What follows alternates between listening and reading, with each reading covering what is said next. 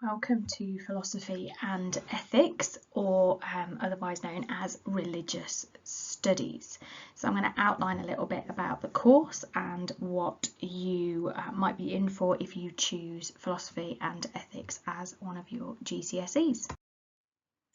So the first question that I usually get asked when we're talking about options is why would you study religion, philosophy and ethics? Well, there are multiple reasons for why that might be a good idea. So religion is always in the headlines, particularly in recent years, and it is the most important factor in the world. Religion is. If you fail to understand the world's religious beliefs and practices, then you fail to understand the world.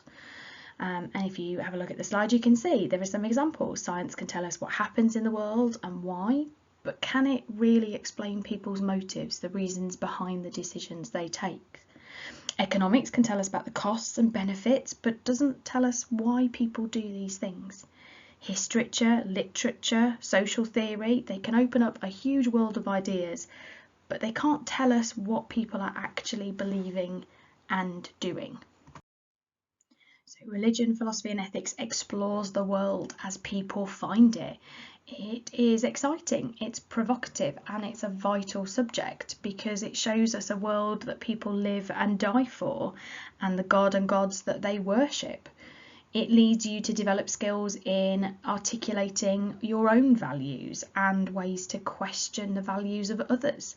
So if you're looking for a course that is going to open up the world and all the different people within it, then religion, philosophy and ethics is the course for you. So let me tell you a little bit about the course then. So it's the AQA Religious Studies A route, and we have two elements to it, or two components. So the first one, we have to study religions, practices and teachings, and we have to study those from two different religions from around the world. We're allowed to choose which religions we study. So we choose Christianity as our first religion, mainly because it's the one that people are familiar with. Lots of our British culture and society is still based around religious beliefs. And then the second one we study is Buddhism, because it's totally different to Christianity, so it gives everybody something nice to kind of contrast against. And we look at the sort of beliefs that both religions have. So what does the Buddha believe about, and Buddhists think about enlightenment, and what do Christians believe might happen when you die, and salvation. We also look at practices, so we look at particular events and festivals and such like that the religions do. So in Buddhism we look at Tibetan Buddhist funeral ceremonies. We look at some of the festivals that you might find in the religions, and so on. So component 2 is the thematic study. You can see on the slide that there are 6 themes listed. The ones in bold are the 4 that we study. So theme A focuses on relationships and families. So it looks at what is a healthy relationship. It looks at the different types of relationships that we have in our lives. It looks at marriage, divorce, homosexuality. It looks at different types of family setups, so extended families, traditional families, and the makeups and the roles within them. Theme B focuses on religion and life, which is a little bit of science, so creationism versus the Big Bang and evolution. We explore the relationship between humans and animals, and we look at whether or not humans are more set apart from animals and therefore have the right to make decisions and do things like testing on them and eating them, or if everything's created equal, are we on the same level, and therefore is it right that we should treat animals in that way?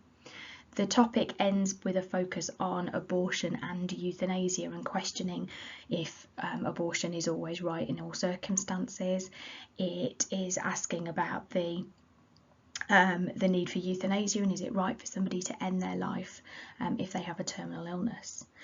Theme D, Religion, Peace and Conflict, focuses on the causes of conflict, different types of war like Holy War and the Crusades, and we look at terrorism and so on, and then we look at things like peace and pacifism and how our communities and people reconciled after conflict might have happened. And then the final theme is theme E, which is religion, crime and punishment. So very similar pattern to theme D. We look at different types of crime, what might cause people to a life of crime, and then looking at the punishments that go alongside them, with a focus on capital punishment and particularly whether that's acceptable. Lots of debate around that the students will enjoy getting themselves involved in. And then focus on how we might go about forgiving somebody if they have created or caused crime and conflict. The course is assessed by 2 exams. One exam will cover the religion and the practices and beliefs section, which is a Christianity and Buddhism, which is a written exam. It's 1 hour 45 minutes and it is 50% of your GCSE mark. And then component 2 is those studies of those themes we've just talked about. Again, 50% of your GCSE and a 1 hour 45 minute exam. So lots of people say, well, philosophy and ethics isn't a useful qualification to have. Well, actually, lots of our students disagree. A lot of our students go on to study this course at A level, either at the 6th form or in other centres, and then many of them embark on studies in philosophy and theology at prestigious universities all around the UK. The Russell Group of top universities makes it clear that philosophy and ethics as a subject will provide preparation for university, and Oxford and Cambridge include it in their top level list of general suitable arts A levels. So again, pretty strong endorsement of a subject. One of the key selling points for philosophy is its transferable skills. So clearly the subject itself is interesting and really valuable if you are a philosophy and theology student. But even if it's just a subject you have an interest in and you want to think about where it might lead you, it's about those transferable skills. So you've got to be able to be analytical in your thinking, taking things apart, questioning why people have those beliefs. You've got to be persuasive in your writing and your speaking. You've got to be able to give effective reasoning and a solid foundation for the thoughts that you've got. So the sorts of careers that this might help you with is anything that requires problem solving and assessing things from different angles. Lots and lots of different career paths can lead on from a subject like philosophy and ethics, and we've had students go on to do many of these different career paths, so medicine, law, journalist, politics, economics, anything like that.